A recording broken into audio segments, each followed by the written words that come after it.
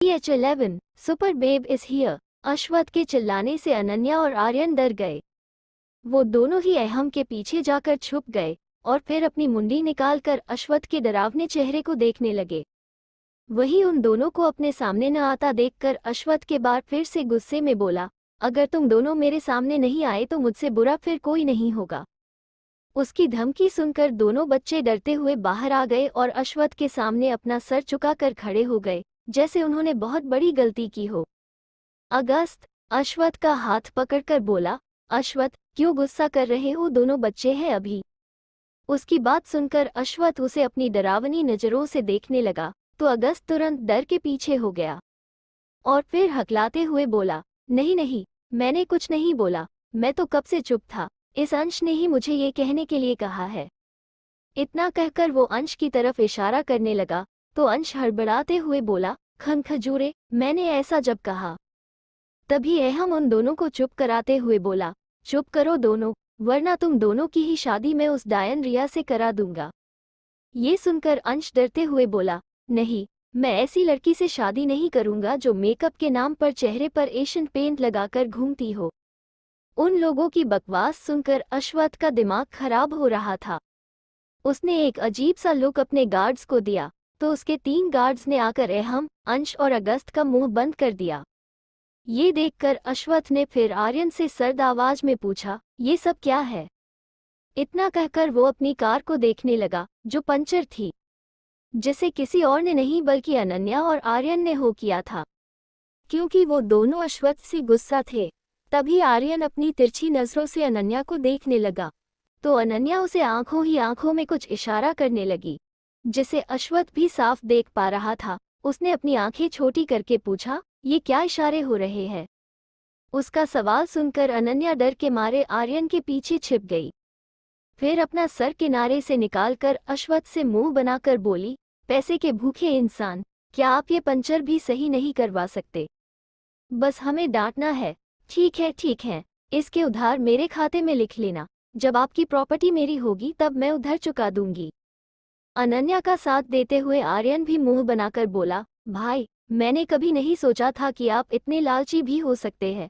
क्या आप इस पंचर के पैसे हमसे लेना चाहते हैं? इतना कहकर वो रोनी सूरत बनाकर अनन्या को देखते हुए आगे बोला, लिटिल बेब मॉम, हम गरीब हैं इसलिए भाई हमें परेशान कर रहे हैं। ये सुनकर अनन्या गुस्से से अश्वथ को देखने लगी, मगर अश्वथ की लाल आंखें देखकर वो फिर से डर गई और कसके आर्यन का हाथ पकड़ लिया। वही उसे खुद से डरता देखकर अश्वथ के चेहरे पर इविल स्माइल आ गई। वो धीरे धीरे अनन्या और आर्यन की तरफ बढ़ने लगा तो आर्यन और अनन्या डर के मारे पीछे जाने लगे।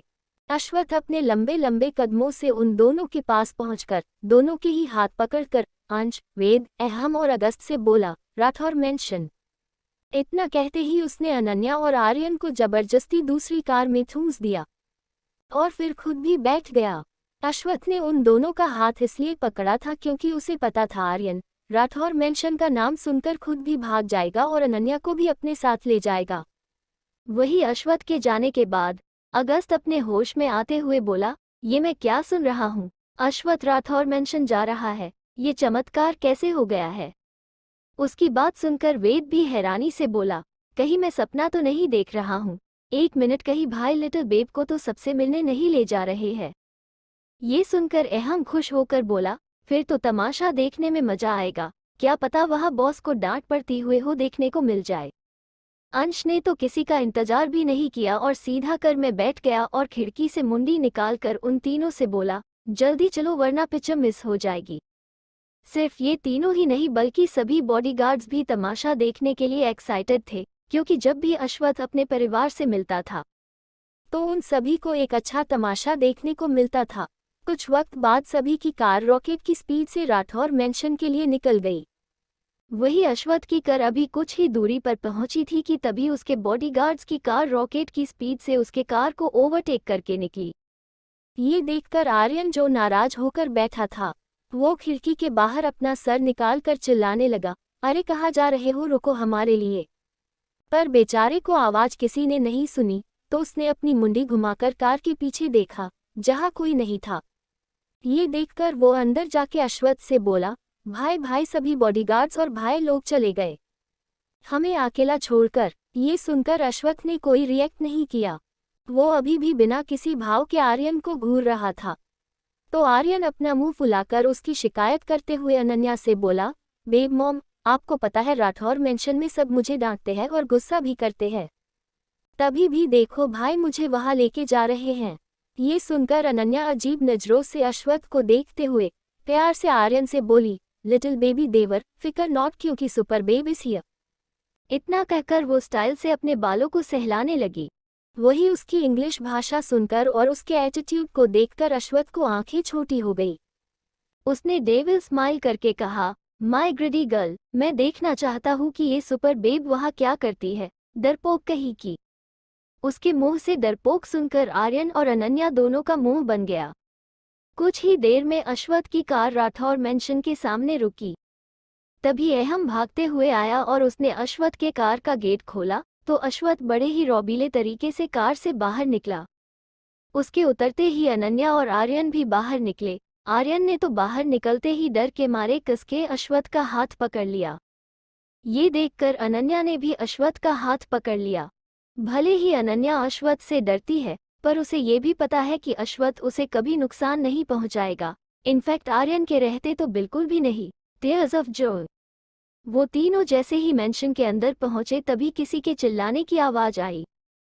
वही रुक जाओ। ये आवाज सुनकर जहां आर्यन और अनन्या डर गए वहीं अश्वत्थ की आंखें सख्त हो गई। उसने घूर के अपने सामने आ रहे इंसान को देखा, जिसकी उम्र लगभग 45 साल थी। ये है अश्वत्थ के बड़े पापा, जिन्होंने आर्यन को देखते ही उसे अंदर आने से रोक दिया था। अश्वत्थ के बड़े पापा आर्यन के सामने खड़े होकर गुस्से से बोले, तुम यहाँ पर क्या कर रहे हो, निकलो यहाँ से। अपने बड़े पापा की बात सुनकर आर्यन की आंखें नम हो गई, क्योंकि आर्यन एक नर्म दिल का लड़का था, जो लोगों की बातों को जल्दी ही अपने दिल पर ले लेता था। आर्यन अपने कदम धीरे धीरे पीछे की तरह लेने लगा। तभी अनन्या जो खड़ी सब देख रही थी, वो अचानक ही आर्यन के आगे आकर मिस्टर राठौर से बोली, अबे बुड्ढे, तुमने मेरे बेबी देवर को जैसे डांटा, अभी के अभी सॉरी बोलो, वरना मैं तुम्हारा ये हुलिया बिगाड़ दूंगी। इतना कहकर उसने गुस्से से अपने कमर पर हाथ रख लिया। अनन्या बिल्कुल भी बर्दाश्त नहीं कर पाई कि कोई उसके बेबी देवर को डांट रहा है, इसलिए वो आर्यन की ढाल बनकर खड़ी हो गई। वही उसकी इस हरकत ने आर्यन के दिल को छू लिया, और बाकी सब तो अपनी आंखें फाड़े अनन्या को देख रहे थे। हम अंश, अगस्त और वेद को तो यकीन नहीं हो रहा था कि अनन्या ने मिस्टर राठौर को बुढ़ा कहा है। पर सबसे अलग अश्वत्थ अभी भी एक्सप्रेशन लेस चेहरे से मिस्टर राठौर को देख रहा था, जैसे उसे अनन्या की बात सुनकर कोई फर्क ही न पड़ा हो। वही अनन्या की बात सुनकर मिस्टर राठौर गुस्से से लाल हो गए। उन्होंने उसे उंगली दिखाते हुए कहा, ए लड़की तुम कौन हो? ओ। वो इतना ही बोले थे कि तभी अनन्या, जिसकी आंखें मिस्टर राठौर की अंगूठी देखकर चमकने लगी थी, उसने तुरंत उसने हाथ से अंगूठी निकालकर उसे देखते हुए कहा, ये कितना सुंदर है और शायद महंगा भी। इतना कहने के बाद उसने मिस्टर राठौर से खुशी से पूछा, क्या आप अमीर हैं? आपके पास कितना पैसा है? क्या आपने पास प्रॉपर्टी भी है बिल्कुल मॉन्स्टर की तरह? क्या आप उसमें से आधा मुझे दोगे? वही मिस्टर राठौर को तो समझ ही नहीं आ रहा था कि वो क्या बोले, क्योंकि अनन्या ने उन्हें बोलने लायक हो नहीं छोड़ा था। अनन्या जो खुशी से इधर उधर देख रही थी तभी उसकी नज़र हॉल में रखे टेबल पर पड़ी, जिस पर तरह तरह के पकवान रखे थे। ये देख उसने आर्यन का हाथ पकड़ा और तुरंत टेबल के पास पहुंचकर समोसा उठाकर खाने लगी, और उसने एक समोसा आर्यन के मुंह में भी ठूंस दिया। अनन्या और आर्यन के जाते ही मिस्टर राठौर ने अश्वत्थ से गुस्से में पूछा, ये लड़की कौन है अश्वत्थ, और ये आर्यन ये क्यों है, तुम क्यों? वो इतना ही बोले थे कि अश्वत्थ उन्हें घूरते हुए सख्त भाव से बोला, बेहतर होगा आप अपने काम से काम रखें, और हाँ अगली बार से मेरे भाई से तमीज से बात करिएगा, वरना मैं भूल जाऊंगा कि आपका और मेरा रिश्ता क्या है। याद रखिएगा, मैं उसकी आंखों में एक भी आंसू बर्दाश्त नहीं करूंगा। इतना कहते ही अश्वत्थ जाकर सोफे पर बैठ गया। उसका ऑरा इतना डरावना था कि सभी नौकर डर के मारे तुरंत वहां से चले गए। वही अश्वत्थ के सभी बॉडीगार्ड्स छिप कर सब देख रहे थे, जैसे यहाँ पिक्चर चल रही हो। अश्वत्थ को पता था कि वो सभी छुपे हुए हैं, लेकिन उसने कुछ नहीं किया। तभी अश्वत्थ के दादाजी और उसके पापा सीढ़ियों से नीचे आए। दादाजी तो अश्वत्थ को देखकर खुश हो गए। उन्होंने काफी एक्साइटेड होकर अश्वत्थ से पूछा, अश्वत्थ मेरी बहू जहाँ है? उनकी बात का अश्वत्थ ने कोई जवाब नहीं दिया बल्कि अनन्या की तरफ देखने लगा। तो दादाजी ने भी उसकी नज़रों का पीछा करके अनन्या को देखा, जो मस्त होकर मिठाई खा रही थी। उसे देखकर दादाजी हैरान हो गए। अचानक ही उनकी आंखों के सामने एक सीन चलने लगा, जहां एक लड़की उन्हें डांट रही थी। अबे तेरी हिम्मत कैसे हुई मेरी बाइक को गिराने की? चलो सॉरी बोलो वरना मैं अभी तुम्हें चांद तारे दिखा दूंगी, समझे? उस लड़की की बात सुनकर दादाजी गुस्से से बोले, पागल लड़की, एक बाइक ही तो है। तभी वो लड़की फिर से बोली, चुप, बिल्कुल चुप, क्योंकि अनन्या खुराना को तेज आवाज में बात करने वाले लोग बिल्कुल भी पसंद नहीं है। मॉन्स्टर तुम भी खाओ। अचानक ही अनन्या की आवाज सुनकर दादाजी अपने होश में आए और डर के एक कदम पीछे हो गए। वही अश्वत्थ के डैड ने भी जैसे ही अनन्या को देखा, डर के मारे उन्हीं आंखें बड़ी हो गई। उन्होंने अनजाने में ही अपना हाथ अपने गले पर रख लिया। वही इन सबसे अनजान अनन्या अश्वत्थ की गोद में बैठकर उससे बोली, मॉन्स्टर लड्डू खाओगे? इतना कहकर वो खुद ही खाने लगी। उसने अश्वत्थ को बिल्कुल भी लड्डू नहीं खिलाया। ये देखकर अश्वत्थ उसे घूरने लगा। तभी अनन्या पूरा लड्डू अपने मुंह में भर के बोली, रुको मैं खिलाती हूँ। इतना कहते ही उसने अपने होठ अश्वत्थ को होठों पर रख दिया और लड्डू को अश्वत्थ के मुंह में डाल दिया। ये देखकर दादाजी को तो हार्ट अटैक ही आ गया। वही अनन्या जैसे ही अश्वत्थ से अलग होने लगी तो अश्वत्थ ने उसे कसके पकड़ लिया और किस करने लगा। तभी किसी के चिल्लाने की आवाज आई, ये क्या हो रहा है और ये कैसी बेशर्मी है? CH12 इंटेलिजेंट अनन्या और अश्वत्थ का गुस्सा। किसी की चिल्लाने की आवाज सुनकर अनन्या रुक गई, मगर वो अश्वत्थ के गोद से नहीं उतरी। उसने अपना सर घुमाकर आवाज की दिशा में देखा, जहां एक 40 से 45 साल की औरत खड़ी थी। उस औरत के चेहरे पर के अलग ही रौब झलक रहा था। उस औरत ने ब्लू कलर की साड़ी पहन रखी थी और उसके चेहरे पर हल्का हल्का मेकअप भी था। वो औरत चलते हुए अनन्या के पास आई और अपनी आंखें छोटी करके उसने अनन्या से पूछा, तुम कौन हो और तुम मेरे बेटे के गोद में कैसे बैठी? उनका सवाल सुनकर अनन्या को कुछ समझ नहीं आया कि आखिर ये औरत पूछ क्या रही है, मगर तभी उसका छोटा सा दिमाग काम किया और उसकी आंखें चमकने लगी। अनन्या अचानक ही अश्वत्थ की गोद से उठकर कुछ दूरी पर जाके खड़ी हो गई। ये देख किसी को समझ नहीं आया कि वो कर क्या रही है, पर अनन्या के इस तरह उठ जाने से अश्वत्थ अपनी मां को गुस्से से देखने लगा। उसकी आंखों में एक अनकहा दर्द झलकने लगा, पर उसने जल्दी ही अपने इस दर्द को छुपा लिया और फिर नफरत से अपनी मां को देखने लगा। वही अश्वत्थ की मां की नज़र जैसे ही अश्वत्थ पर पड़ी, उनकी आंखें नम हो गई, क्योंकि वो अश्वत्थ की आंखों में अपने लिए नफरत साफ देख पा रही थी। तभी अनन्या बड़े ही स्टाइल से चलते हुए आई और फिर से अश्वत्थ की गोद में बैठकर अश्वत्थ की मां यानी कंचन जी से बोली, आंटी, मैं ऐसे ही मॉन्स्टर की गोद में बैठी थी, क्या आपने देखा या फिर मैं आपको फिर से बैठकर दिखाऊं? उसकी इस हरकत से कंचन जी के साथ साथ बाकी सब भी हैरान हो गए। तभी आर्यन जो खाने में बिजी था वो भी आकर अश्वत्थ की गोद में दूसरी साइड बैठ गया। फिर उसने अपनी आलस भरी आवाज में कहा, भाई और लिटिल बेब, अब मुझे नींद आ रही है, मुझे सोना है। इतना कहते ही उसने अपना सर अश्वत्थ के कंधे पर रख दिया। उसकी इस हरकत से अश्वत्थ ने कसके अपनी मुट्ठी को बंद करते हुए सर्द आवाज में कहा, तुम दोनों का इरादा कब तक ऐसे ही मेरे सीने पर बैठने का है? उसकी सर्द आवाज सुनकर अनन्या और आर्यन भले ही डर गए, पर उन दोनों में से कोई उठा नहीं, बल्कि दोनों अश्वत्थ से और चिपक गए। ये देखकर कंचन जी ने अश्वत्थ से पूछा, अश्वत्थ, ये लड़की कौन है और तुम इसे अपने करीब आने से क्यों नहीं रोक रहे हो? तुम्हें तो लड़कियों के पास आना भी पसंद नहीं है ना? इतना कहकर वो अनन्या और आर्यन को घूरने लगी। इस वक्त उनकी आंखें इतनी डरावनी थी कि वो दोनों डर के मारे अश्वत्थ के ऊपर ही चढ़े जा रहे थे। वही अश्वत्थ ने गुस्से से दोनों को खुद से दूर किया, फिर अपनी चील जैसी नजरों से अपने पूरे परिवार को देखते हुए रौबदार आवाज में बोला, एक बात मैं आप सभी को बता देना चाहता हूँ कि मैं बहुत जल्द शादी करने वाला हूँ और आप लोग उस शादी में बिल्कुल भी इनवाइटेड नहीं है, इसलिए प्लीज आप सब मुंह उठाकर मत आ जाएगा। इतना कहने के बाद वो अपने एक पैर पर दूसरा पैर चढ़ाकर बैठ गया। अश्वत्थ का स्टाइल ही कुछ ऐसा था कि वो सभी की बोलती बंद कर देता था। उसकी बात सुनकर सभी को ऐसा लग रहा था कि अश्वत्थ उन्हें बता काम और धमकी ज्यादा दे रहा है कि अगर कोई भी उसकी शादी में आया तो वो उसे छोड़ेगा नहीं। पर उसकी शादी वाली बात सुनकर कंचन जी से रहा नहीं गया। उन्होंने अश्वत्थ से पूछा, अश्वत्थ तुम किससे शादी कर रहे हो? और हम तुम्हारे परिवार वाले हैं, तुम हमें ही शादी में नहीं बुलाना चाहते हो? अश्वत्थ ने उनकी किसी भी बातों का जवाब नहीं दिया। उसने तो अपनी माँ की तरफ देखना भी जरूरी नहीं समझा। तभी अश्वत्थ के दादाजी ने पूछा, अश्वत्थ तुमने कहा था कि तुम मुझे मेरी बहू से मिलवाओगे, तुम अपनी बात से ऐसे ही नहीं पलट सकते हो। इतना कहकर वो गुस्से से अश्वत्थ को घूरने लगे। दादाजी की बात सुनकर बाकी सब भी अश्वत्थ को क्यूरियस होकर देखने लगे। तो अश्वत्थ ने अनन्या की कमर को पकड़कर खुद से चिपकते हुए सभी से कहा, इनसे मिलिए, ये है मिसेज अनन्या अश्वत्थ सिंह राठौर, मेरी पत्नी। ये सुनकर जहां आर्यन, अहम, वेद, अगस्त, अंश और सभी बॉडीगार्ड्स खुश थे, वही राठौर फैमिली शॉक थी।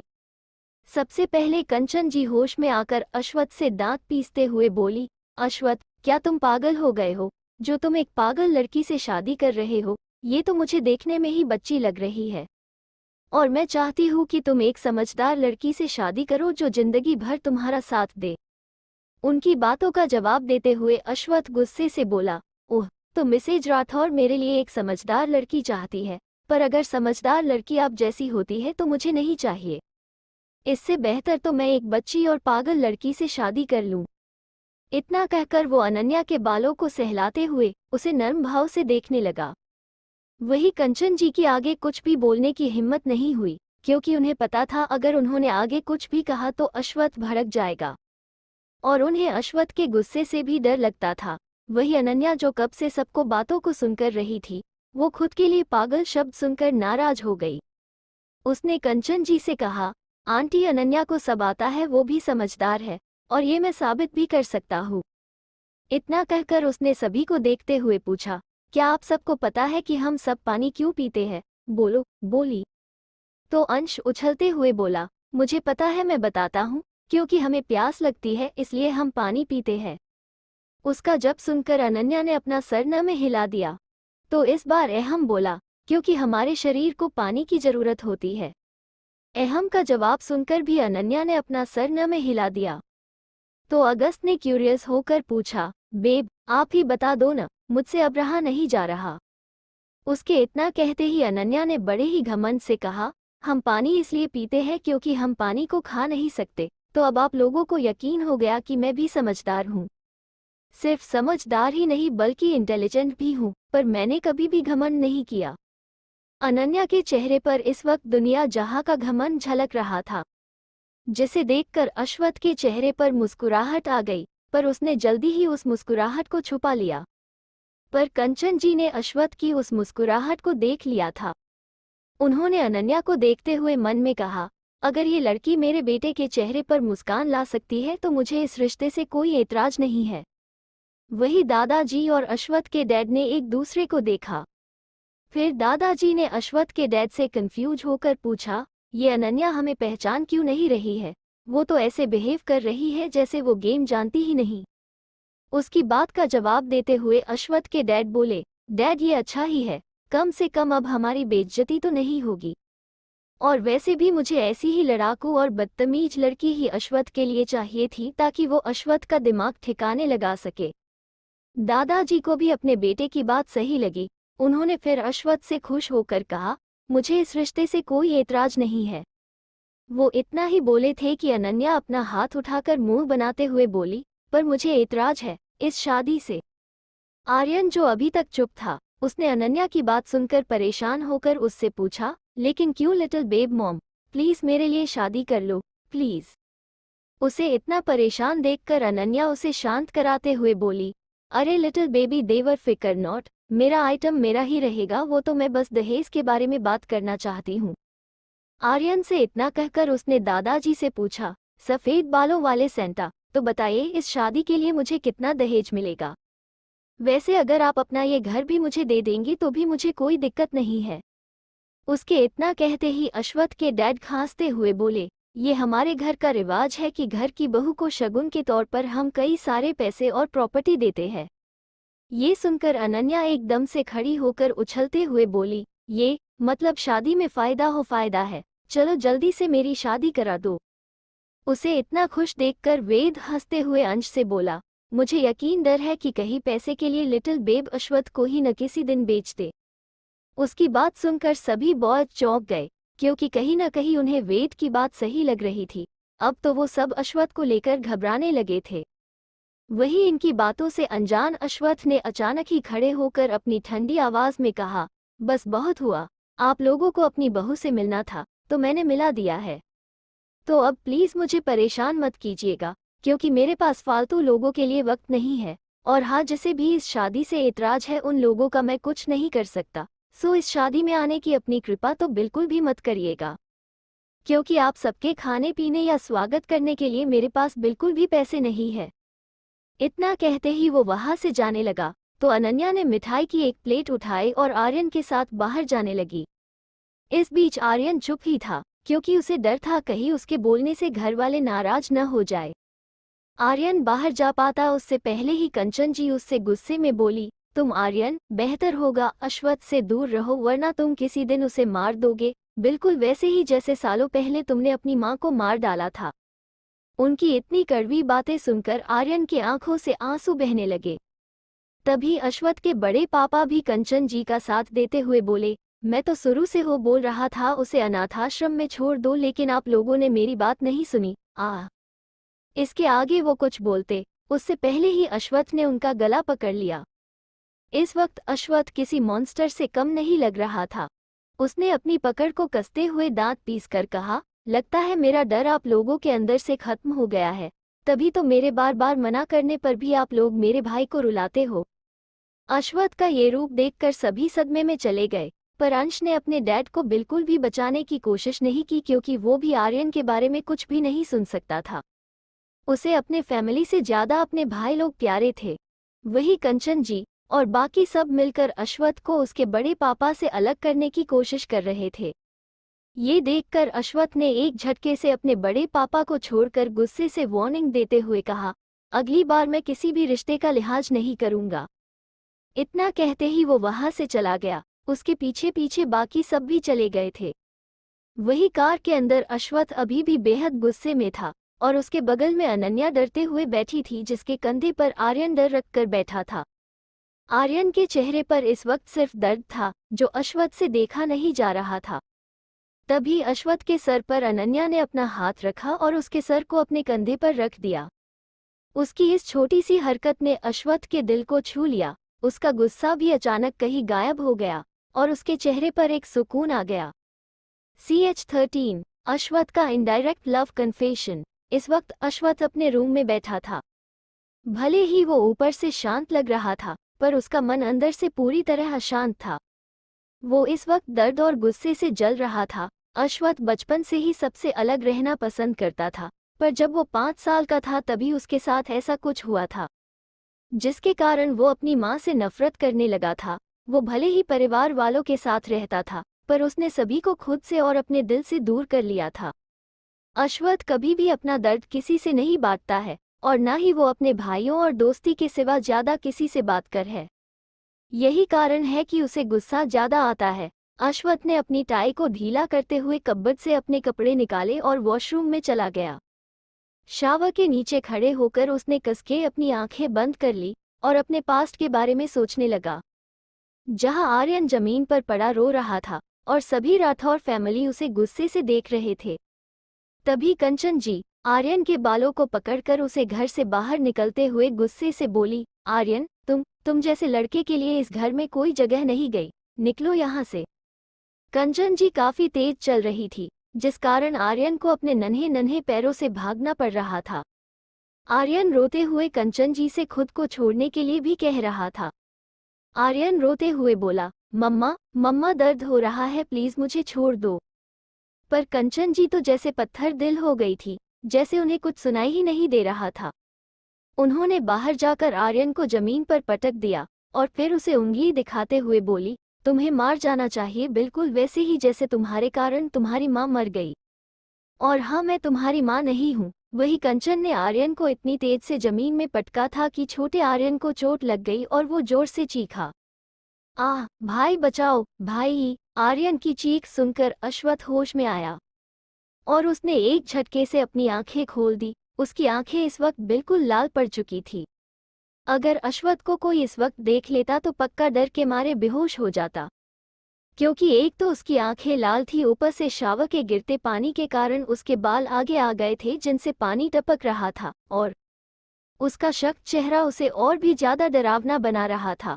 अश्वत्थ ने कांच के वाल पर गुस्से से एक मुक्का मरते हुए कहा, मेरी गैर मौजूदगी में जो कुछ भी मेरे भाई के साथ हुआ था उसे नहीं कभी नहीं भूलूंगा, और ना ही मैं किसी को भूलने दूंगा। इतना कहते ही उसके चेहरे पर एक इविल स्माइल आ गई। आधे घंटे बाद अश्वत्थ जैसे ही वॉशरूम का गेट खोलकर बाहर निकला तो अपने सामने का नजारा देखकर उसकी आंखें छोटी हो गई। वही अनन्या घूमते टहलते अश्वत्थ के रूम में आ गई थी। इस वक्त वो अश्वत्थ के बेड पर लेटकर खुद को रोल करके एक तरफ से दूसरी तरफ जा रही थी। उसकी ये हरकत देखकर अश्वत्थ जाकर बेड के पास खड़ा हो गया और घूर के अनन्या की हरकतों को देखने लगा। अभी अनन्या इस बार जिस साइड अश्वत्थ खड़ा था उधर ही खुद को रोल करते हुए आ रही थी, पर बदकिस्मती से वो इस बार जमीन पर गिर गई। ये देखकर एक पल के लिए अश्वत्थ के चेहरे के भाव बदल गए। वो जैसे ही अनन्या को उठाने वाला था वैसे ही उसकी बात सुनकर वो रुक गया। अनन्या ने गिरते ही अश्वत्थ को देख लिया था, इसलिए वो उस पर ही इल्जाम लगाते हुए बोली, आपने मुझे गिरा दिया, आप कितने बुरे हैं। मैं तो बस बेड को देख रही थी, पर आपसे ये देखा नहीं गया था, आपने मुझे धक्का दे दिया। हा। इतना कहकर वो अपना गला फाड़कर रोने लगी। वही उसकी बात सुनकर अश्वत्थ ने अपना इरादा बदल दिया। वो अब बिल्कुल भी इस रोनी लड़की की मदद नहीं करने वाला था जो उस पर झूठा इल्जाम लगा रही थी। अश्वत्थ उसे इग्नोर करके ड्रेसिंग टेबल के सामने खड़े होकर अपने बाल सही करने लगा। वही अनन्या जो रो रही थी, जब उसे एहसास हुआ कि वो फालतू में ही रो रही है तो वो एकदम से चुप हो गई। फिर उसने अपनी पनीली आंखों से अश्वत्थ को देखा जो अपने बाल बना रहा था। ये देखकर वो गुस्से से उठी और अश्वत्थ को अपनी तरफ पलटकर गुस्से से बोली, मॉन्स्टर, तुमने मुझे गिराया है, चलो मुझसे माफी मांगो वरना मैं तुम्हें माफ नहीं करूंगी। हो। इतना कहकर वो अपना मुंह बनाने लगी तो अश्वत्थ उसे फिर से इग्नोर करके अपने बाल बनाने लगा। अब तो अनन्या सच में रोने लगी। उसने रोते हुए कहा, आप सच में बुरे हैं, आप मुझसे बिल्कुल भी प्यार नहीं करते, तभी तो मुझसे पूछा भी नहीं कि कहीं मुझे चोट तो नहीं लगी। आप बुरे हैं, आपने मुझे रुलाया है। इतना कहकर वो वहां से जाने लगी। वही उसकी बात सुनकर अश्वत्थ जो अपने बाल बना रहा था उसके हाथ अपनी जगह पर ही जम गए। वही अनन्या जैसे ही दरवाजे के पास पहुंची वैसे ही एक मजबूत हाथ ने उसकी कमर को पकड़ लिया और अपनी तरफ खींच लिया। ये अश्वत्थ ही था जिसने अनन्या को पकड़कर अपने सीने से लगा लिया था, क्योंकि वो अनन्या की बात सुनकर बहुत परेशान हो गया था।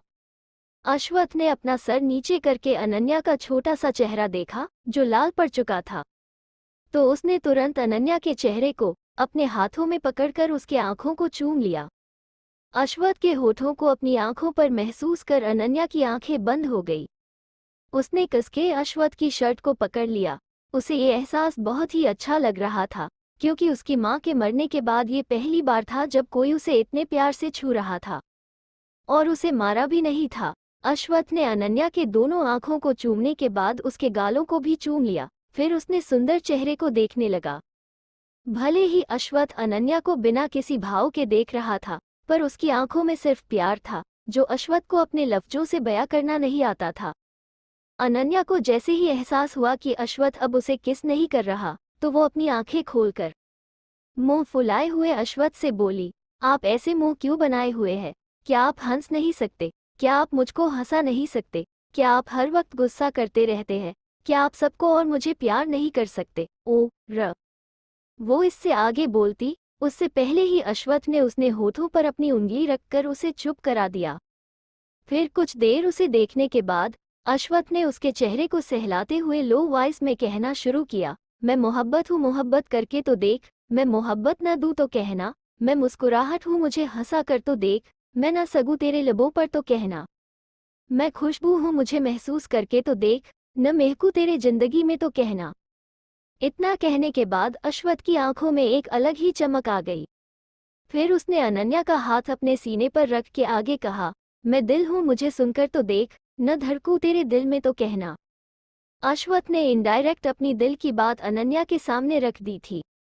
उसने आज तक कभी भी किसी से अपनी फीलिंग नहीं कही और न ही कभी अपनी मन की बात कही, पर आज उसने अनन्या को अपनी दिल की बात बताई थी।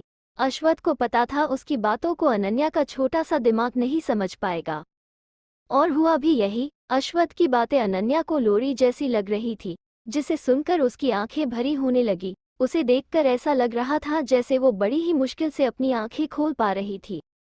ये देखकर अश्वथ के चेहरे के भाव नर्म हो गए। उसे अब खुद पछतावा हो रहा था कि क्यों उसने ये सब कहा, जिसके कारण अनन्या का छोटा सा दिमाग हैंग होने लगा। अश्वथ जल्दी से अनन्या से दूर हो गया और फिर वो रूम से बाहर जाने लगा। उसके पीछे पीछे अनन्या भी बाहर चली गई। वही डाइनिंग टेबल पर आर्यन ने वेद, अहम, अगस्त और अंश का दिमाग खा लिया था, जिससे वो चारों परेशान हो गए थे। अहम गुस्से से आर्यन से बोला, ओए छोटे धूमकेतु, अपना मुंह अब बंद रखो, क्योंकि तेरी बेब मॉम यही कहीं फुदक रही होगी, समझे। अंश भी मुंह बनाते हुए बोला, और वैसे भी जब तक उसे प्रॉपर्टी नहीं मिल जाती मुझे नहीं लगता वो ये से हिलेगी भी। तो उसकी हाँ में हाँ मिलाकर वेद भी बोला, बिल्कुल सही। अगर वो रैबिट उछलते हुए कहीं जाएगी भी तो वो तुझे भी अपने साथ लेकर जाएगी, ये मैं गारंटी के साथ कहता हूँ। उन सभी को बातें सुनकर आर्यन के गाल लाल हो गए। वो शर्माते हुए बोला, अब मैं इतना प्यारा हूँ ही कि कोई भी मुझसे मिलने के बाद मुझे छोड़ना नहीं चाहेगा। उसके शर्माते हुए चेहरे को देखकर चारों लड़के हंसने लगे। तो अगस्त्य ने आर्यन का मजाक उड़ाते हुए कहा, आहा, तो मेरा शर्मिला बंदर शर्मा रहा है। चलो अब इसके लिए एक ऐसी लड़की ढूंढनी पड़ेगी जो शर्माती न हो, वरना अगर वो भी इसकी तरह शर्माएगी तो कैसे चलेगा। इतना कहने के बाद अगस्त और अंश एक दूसरे को हाई फाई देकर हंसने लगे। तो आर्यन गुस्से से बोला, अगर तुम लोगों ने मेरा मजाक उड़ाया तो मैं भाई को बता दूंगा। उसके गुस्से भरे चेहरे को देखकर अहम खांसते हुए बोला, अरे अरे कोई मत हंसो, मुझे मेरे आर्यन पर पूरा भरोसा है, वो खुद ही अपने लिए लड़की ढूंढ लेगा। वो भी ऐसी लड़की जो उसे प्रोटेक्ट करे और किसी को भी एक बार में मार गिराने की ताकत हो, उसमें बिल्कुल अश्वथ की तरह। इतना कहकर वो भी हंसने लगा, तो आर्यन ने अपना मुंह फुला लिया। तभी वहां पर अश्वथ और अनन्या आ गए। अनन्या को देखते ही आर्यन सबकी शिकायत करते हुए बोला, बेब मॉम, देखो ये लोग मुझे बुली कर रहे हैं। उसकी बात सुनकर अनन्या अपनी आंखें छोटी करके सबको देखने लगी। फिर आर्यन के पास बैठकर बोली, बेबी देवर, चिंता मत करो, जब इस घर में हमारा राज होगा तब हम इन्हें अपना नौकर बनाकर रखेंगे। ये सुनकर आर्यन खुश हो गया, पर उन चारों बॉयज के मुंह में तो खाना ही अटक गया। वहीं दूसरी तरफ एक घने जंगल के अंदर कई सारे काले कपड़े पहने लोग गन लेकर खड़े थे, और उन सभी के बीचों बीच एक लड़की अपने हाथों में गन लेकर कुर्सी पर किसी क्वीन की तरह बैठी थी। उसके चेहरे पर इस वक्त बहुत ही डरावने भाव थे। उस लड़की के सामने ही एक 40 साल का आदमी घुटनों के बल बैठकर अपनी जान की भीख मांग रहा था। वो आदमी गिड़गिड़ाते हुए बोला, प्लीज आज मुझे माफ कर दीजिए, मुझसे गलती हो गई। उस आदमी के चिल्लाने से आज को कोई फर्क नहीं पड़ रहा था। उसने बिना वक्त गवाए उस आदमी को गोली मार दी, फिर डरावनी मुस्कान के साथ बोली, आज कभी भी गद्दारों को माफ नहीं करती, और कोई भी मुझे डराने की या दबाने की कोशिश करेगा तो उसे सिर्फ मौत ही मिलेगी। उसके इतना कहते ही एक आदमी आकर उससे बोला, अर्शी हमें अब चलना चाहिए। उसके इतना कहते ही अर्शी, जिसे वो आदमी आज कह रहा था, वो वहां से चली गई। ये है अर्शी जिसे लोग आज के नाम से जानते हैं। अर्शी की इस दूसरी पहचान यानी आज से पूरी दुनिया डरती है, क्योंकि वो एक हॉट लेस लड़की है। खासकर गलत काम करने वाले लोग ज्यादा डरते हैं। CH14 मॉन्स्टर, मुझे बेबी चाहिए और आर्यन का अर्शी के रूम में घुसना। अर्शी इस वक्त एक होटल के रूम में खिड़की के पास खड़ी होकर चांद को देख रही थी। इस वक्त उसके चेहरे पर कोई भाव नहीं था, वो बस एक टक अपनी काली और गहरी आंखों से चांद को देख रही थी। उसकी आंखों में एक अनकहा सा दर्द और कई सारे राज नजर आ रहे थे। तभी अर्शी के कंधे पर किसी ने हाथ रखा, तो अर्शी बिना मुड़े ही बिना किसी भाव से बोली, कनु गो। इतना कहकर वो फिर से चांद को देखने लगी। वही उसके कहने पर भी कनु यानी कनिका, अर्शी की बड़ी बहन, वहां से नहीं गई। उसने परेशान होकर अर्शी से कहा, अर्शी, कब तक तुम ऐसे ही अकेले रहोगी? कब तक तुम ऐसे पत्थर दिल बनकर घूमोगी? बाहर निकलो, दुनिया देखो, तब तुम्हें पता चलेगा कि दुनिया कितनी खूबसूरत है। अपनी बड़ी बहन की बात सुनकर अर्शी इविल स्माइल करके बोली, हमें अकेले रहने का शौक कहा था दी। ये तो हमारे किसी चाहने वाले का दिया तोहफा है, जिसे अब तक मैंने संभाल कर रखा है। खुदा और ये कायनात गवाह होगा उस दिन का, जिस दिन हम उसे ये तोहफा सूद समेत वापस करेंगे। इतना कहने के बाद अर्शी के चेहरे पर डेंजरस भाव आ गए। कुछ देर चांद को देखने के बाद वो वहां से चली गई। उसके जाते ही कनिका आसमान की तरफ देखते हुए निराश होकर बोली, गॉड, इस बदले में कहीं अर्शी खुद को न खत्म कर ले। काश कोई उसकी जिंदगी में आए जिसके लिए अर्शी जीना सीखे, और वो इंसान मेरी बहन को पहले की तरह हंसना सिखा दे। इतना कहते ही उसने अपने आंखों में आए आंसू को पोंछा और फिर वो भी वहां से चली गई। वही आर्यन और अनन्या डिनर के बाद आर्यन के रूम में थे। पिछले 1 घंटे से वो दोनों पता नहीं रूम के अंदर क्या खिचड़ी पका रहे थे, और उन्होंने रूम का डोर भी अंदर से बंद कर लिया था। आर्यन बेड पर बैठ के अपने फोन को अनन्या को दिखाते हुए बोला, बेब, ये देखो, ये सबसे अच्छी है। अनन्या भी आर्यन के फोन को गौर से देखने लगी, जिसमें एक लड़की की तस्वीर थी। वो लड़की दिखने में बहुत ही ज्यादा खूबसूरत लग रही थी। अनन्या उस तस्वीर को देखकर खुश होकर बोली, ये तो अंश भाई के लिए बिल्कुल सही है, और कपड़े देखकर तो लगता है अमीर भी है। उसकी हाँ में हाँ मिलाकर आर्यन भी बोला, यस बेब, वो बहुत अमीर है। चलिए इनकी डेट फिक्स करते हैं, मैं इस लड़की को कल मिलने को बोल देता हूँ। इतना कहकर उसने उस लड़की को मिलने के लिए मैसेज कर दिया और फिर एविल स्माइल करने लगा। अनन्या आर्यन के कंधे को थपथपाते हुए बोली, अंश अंकल को अब हमें किसी तरह उस डेट वाली जगह पर पहुंचाना होगा, फिर उसके बाद हमें बाकियों से भी बदला लेना है। उसकी बात सुनकर आर्यन ने अपना सर हिला दिया। आर्यन और अनन्या ने अंश से बदला लेने के लिए उसके लिए शादी.com से एक लड़की पसंद कर ली। यही नहीं, उन दोनों ने तो उसकी डेट भी फिक्स कर दी। इन सब से अनजान अंश घोड़े बेचकर अपने रूम में सो रहा है। बेचारे को तो पता ही नहीं था कि उसके भाई ने और उसकी होने वाली भाभी ने मिलकर उसकी जिंदगी बर्बाद करने की पूरी प्लानिंग कर ली है। वही अहम और अगस्त आर्यन के रूम के बाहर खड़े थे, क्योंकि वो दोनों ही आर्यन और अनन्या की शैतानियों से वाकिफ थे। अगस्त दरवाजे को घूरते हुए बोला, पता नहीं क्यों मेरी अंतरात्मा मुझसे कह रही है कि ये दोनों कुछ बड़ा करने वाले हैं। उसकी हाँ में हाँ मिलते हुए अहम भी बोला, नजर रखना पड़ेगा इन पर, दोनों बड़ी हो चालू चीज है।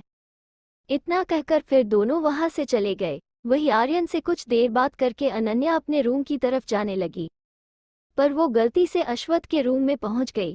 अनन्या जैसे ही रूम में आई वो तुरंत बेड पर कूद गई। अश्वथ जो बेड पर बैठ के एक बुक पढ़ रहा था, वो अनन्या को अपने रूम में देखकर हैरान हो गया। उसने अपने चश्मे को उतार के अनन्या से पूछा, तुम अपने रूम में नहीं गई? अश्वथ ने ये सवाल इसलिए पूछा क्योंकि अनन्या ने ही उसे कहा था कि वो आज अकेले सोना चाहती है। वही अश्वथ की आवाज सुनकर अनन्या ने उसे हैरान होकर देखते हुए कहा, मॉन्स्टर, आप मेरे रूम में क्यों हो? क्या आपको मेरी याद आ रही थी, या फिर आपको अकेले सोने में डर लग रहा था? ये सुनकर अश्वथ ने अपना सर न में हिला दिया कि इस लड़की का कुछ नहीं हो सकता। फिर उसने अनन्या को इग्नोर किया और अपनी बुक पढ़ने लगा। वही अश्वथ के हाथ में बुक देकर अनन्या का मुंह बन गया, क्योंकि उसे पढ़ना बिल्कुल भी पसंद नहीं था। मगर फिर भी अपनी आदत से मजबूर अनन्या अपनी जगह से उठकर अश्वथ की बुक में झांकने लगी। अनन्या इस वक्त अश्वथ के बेहद करीब थी, जिस कारण अश्वथ के दिल की धड़कनें बढ़ने लगी। उसने अनजाने में ही अपने हाथ को अपने सीने पर रख लिया और अपने दिल को शांत करने लगा। वही अश्वथ की हालत से बेखबर अनन्या उसके और करीब आ गई। तो अश्वथ से अब रहा नहीं गया, तो उसने अनन्या को पलटकर बेड पर अपने नीचे दबा दिया और उसके होठों पर अपने सख्त मगर ठंडे होठ रख दिए। उसकी इस हरकत से अनन्या पहले तो हैरान हो गई, मगर बाद में वो भी उसे किस करने लगी। अश्वथ काफी प्यार से अनन्या को किस कर रहा था और साथ में वो उसके बालों को भी सहला रहा था। ये महसूस कर अनन्या भी अपने एक हाथ से अश्वथ के बालों को सहलाने लगी। अश्वथ के हाथ अब धीरे धीरे नीचे की तरफ बढ़ने लगे। उसने अपने हाथ को अनन्या के कमर पर ले जाकर रोक दिए, तो अनन्या ने भी अपने हाथ अश्वथ के कमर पर रख दिए। वही अश्वथ को जब एहसास हुआ कि ये छोटी लड़की उसकी नकल उतार रही है, तो वो एकदम से अनन्या से दूर हो गया। फिर कुछ देर उसे घूरने के बाद उसने अपनी एक आईब्रो को ऊपर करके कहा, ये तुम क्या कर रही हो? उसकी तरफ देखते हुए अनन्या ने कहा, मैं आपसे प्यार करना सीख रही हूँ ताकि हमारे जल्दी बच्चे हो। इतना कहकर वो खुश हो गई, पर उसकी बात सुनकर अश्वथ की आंखें फैल गई। उसने थोड़ा सख्त आवाज में कहा, अनन्या, बच्चों को रात में जागना नहीं चाहिए, अब सो जाओ। पर अनन्या कहा अश्वथ की बात सुनने वही थी। वो एकदम से अश्वथ के ऊपर बैठ के बोली, मॉन्स्टर, चलो आज साथ में सोते हैं। फिर हमने